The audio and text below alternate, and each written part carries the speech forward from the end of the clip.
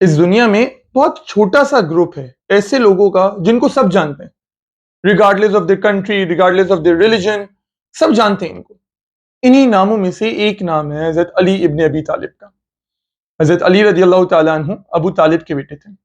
حضرت ابو طالب حضور صلی اللہ علیہ وسلم کے وہ چچا تھے جنہوں نے حضور صلی اللہ علیہ وسلم کا خیال رکھا، کیونکہ آپ جانتے ہیں کہ حضور صلی اللہ علیہ وسلم کی ولادت سے پہلے ان کے والد کا انتقال ہوا، 6 سال کی عمر میں والدہ کا، 8 سال کی عمر میں دادا کا۔ تو 8 سال کی عمر کے بعد جتنی بھی زندگی گزاری حضور صلی اللہ علیہ وسلم نے وہ اپنے چاچا حضرت ابو طالب کے ساتھ گزاری۔ تو جب حضرت ابو طالب کی فائنینشیل کنڈیشنز ٹھیک نہیں تھی تو حضور صلی اللہ علیہ وسلم نے فرمایا کہ آپ کو پریشان ہونے کی ضرورت نہیں ہے، علی کا خیال میں رکھوں گا۔ اب آپ یہ دیکھیں کہ حضور صلی اللہ علیہ وسلم حضرت علی کا خیال رکھ رہے ہیں، تربیت کر رہے ہیں۔ آپ خود اگر ایک پیرنٹ بنے ہوں تو آپ کو آئیڈیا ہوگا کہ آپ کتنے کانشیس ہوتے ہو کہ یار اگر میرے پاس میرا بچہ ہے تو میں اس کی تربیت بہت اچھے طریقے سے کروں۔ حضور صلی اللہ علیہ وسلم کا اس وقت کوئی بیٹا نہیں تھا، انفیکٹ بعد میں بھی حضور صلی اللہ علیہ وسلم کا کوئی بیٹا اتنا بڑا نہیں ہوا۔ تو حضور صلی اللہ علیہ وسلم نے حضرت علی کی بالکل اس طریقے سے تربیت کی جس طریقے سے کوئی اپنے بیٹے کی کرتا ہے۔ تو آپ امیجن کیجئے حضور صلی اللہ علیہ وسلم نے کتنا خیال رکھا ہوگا، کتنی بہترین طریقے سے گائیڈنس پرووائڈ کی ہوگی، اور اسی کا نتیجہ ہے کہ حضرت علی کی ذات ایک ایسی ذات بنی کہ جس کو ساری دنیا جانتی ہے، بالکل ڈفرینٹ ہو گئی۔ مطلب آپ کس طریقے سے امیجن کر سکتے ہیں، ایک وہ ذات جس کی تربیت حضور صلی اللہ علیہ وسلم نے کی ہو، اور وہ ذات جس کی تربیت حضور نے نہیں کی ہو، وہ دونوں کبھی کسی طریقے سے برابر ہو ہی نہیں سکتے۔ تو حضرت علی رضی اللہ تعالیٰ عنہ کو ایک آپ کہہ لیں کہ خصوصیت تھی جو کہیں اور نہیں مل سکتی، کسی اور ذات میں موجود نہیں ہو سکتی، وہ یہ کہ حضرت علی رضی اللہ تعالیٰ عنہ کی جو تربیت ہے وہ حضور صلی اللہ علیہ وسلم نے خود کی، اور اس کا ہم لوگوں کو نتیجہ بھی دکھتا ہے۔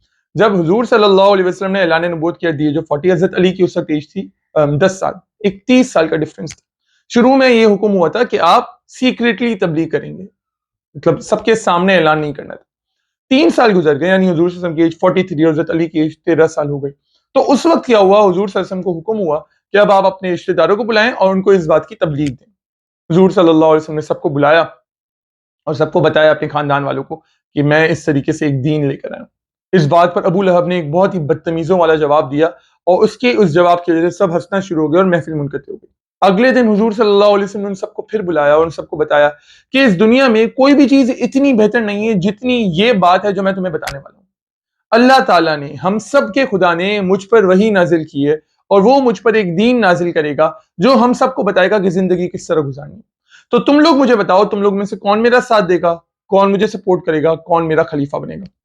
سب خاموش۔ امیجن کیجئے کتنی ڈس اپوائنٹمنٹ کہ ایک آئیڈیا لے کر آیا ہوں، خاص طور پہ وہ خدا کی طرف سے، اپنی طرف سے ہے بھی نہیں، اور لوگ یقین نہیں کر رہے، لوگ بھروسہ نہیں کر رہے۔ خاموش، یہ بنو ہاشم ہیں، بہت بڑی فیملی ہے، سب خاموش ہیں، سارے سردار خاموش ہیں۔ اتنے میں ایک آواز ان ساری خاموشیوں کو توڑ دیتی ہے۔ وہ آواز ہوتی ہے ایک 13 سال کے نوجوان لڑکے کی۔ although یہ 13 سال کی عمر بہت کم ہے، لیکن اس کے پیچھے جو ذہن ہے، اس کے پیچھے جو شخصیت ہے، وہ ہماری ساری زندگیوں سے بہتر ہے۔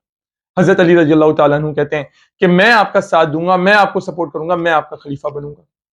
آسان نہیں ہے، سب ایک راستہ سلیکٹ کرنے نا، سارے سردار سب ایک راستہ سلیکٹ کرنے، ان لوگوں کے اگینسٹ جانا، ایک ڈفرینٹ راستہ سلیکٹ کرنا بہت مشکل ہوتا ہے، کیونکہ اس کا مطلب یہ ہوتا ہے کہ اب حضور صلی اللہ علیہ وسلم کو جتنی لعن طعن کا نشانہ بنایا جائے گا، حضور صلی اللہ علیہ وسلم کو جتنی باتیں سنائی جائیں گی، حضور صلی اللہ علیہ وسلم کو جتنی تکلیف دی جائے گی، اس سب کا شکار حضرت علی بھی ہوں گے۔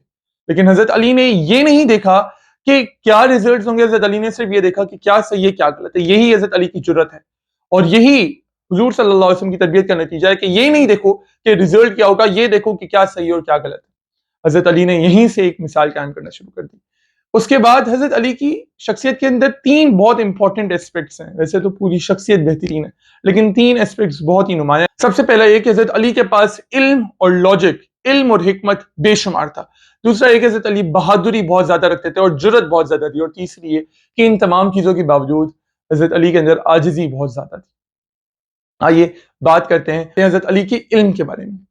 آپ امیجن کیجئے حضرت علی کا علم کتنا زیادہ ہوگا۔ بچپن سے حضور صلی اللہ علیہ وسلم کے پاس ہے، اور حضور صلی اللہ علیہ وسلم نے یہ اچھے طریقے سے سکھایا ہوگا کہ علم سب سے امپورٹنٹ چیز ہے۔ بچپن سے سکھایا ہوگا کہ علم کی تلاش میں ہر وقت جاری رہو، علم کی تلاش میں ہر وقت لگے رہو۔ بچپن سے ہی سکھایا ہوگا کہ اس ذہن کو استعمال کرو، کیونکہ اس سے بڑا کوئی ہتھیار نہیں ہے۔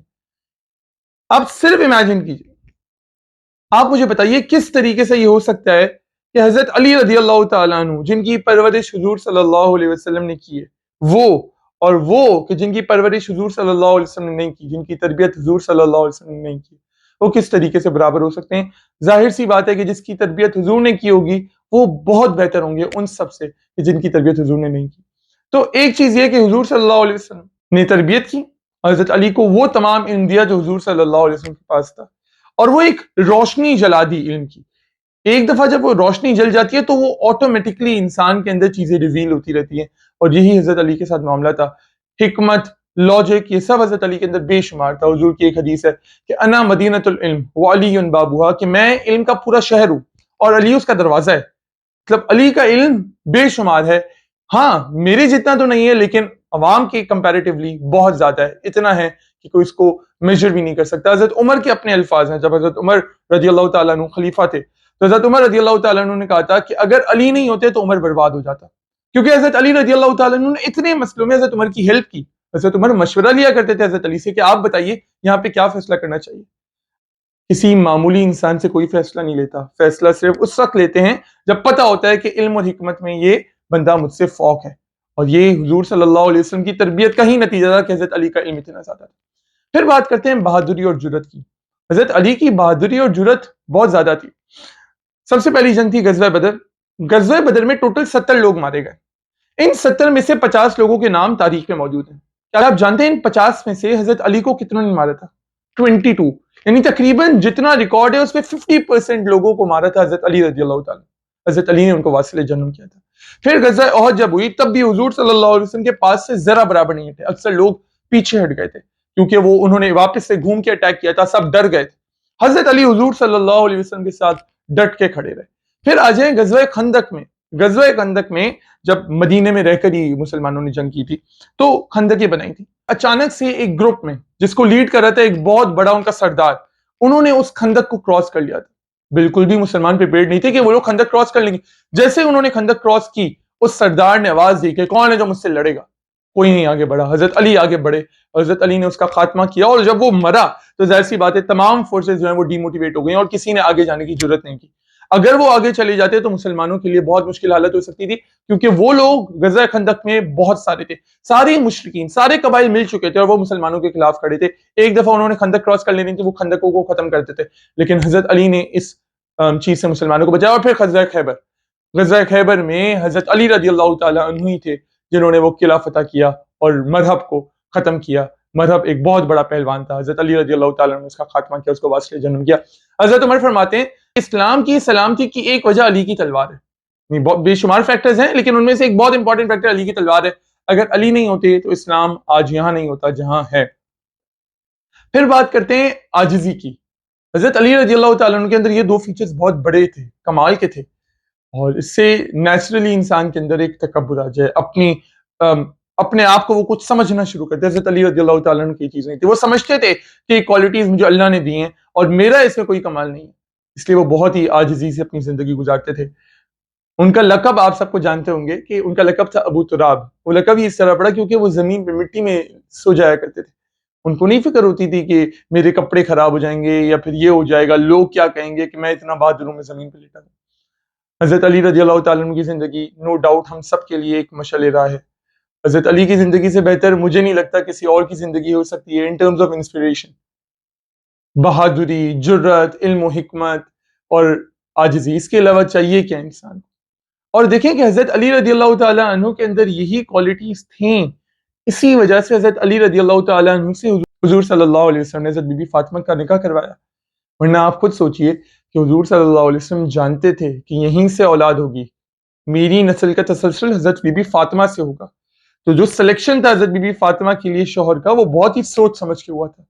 سب کچھ حضور صلی اللہ علیہ وسلم جانتے تھے کہ اس وقت حضرت بی بی فاطمہ کے لیے حضرت علی سے بہتر کوئی اور نہیں ملے گا، حضور صلی اللہ علیہ وسلم کی نسل کی کنٹینیویشن کے لیے حضرت علی سے بہتر کوئی نہیں ہے، اس لیے حضور صلی اللہ علیہ وسلم نے حضرت علی سے اپنی بیٹی کا نکاح کروایا اور حضرت علی رضی اللہ تعالیٰ نے اس لیگیسی کو مینٹین کیا۔ آئیے ہم سب بھی کوشش کریں کہ ہم بھی علم و حکمت حاصل کرنے کی کوشش کریں گے، ہم بھی بہادری اور جرت دکھانے کی کوشش کریں گے، ہم بھی اپنے اندر عاجزی پیدا کریں گے اور ہم ساری زندگی حضرت علی کو اور ان کی زندگی کو یاد رکھیں گے۔ السلام علیکم۔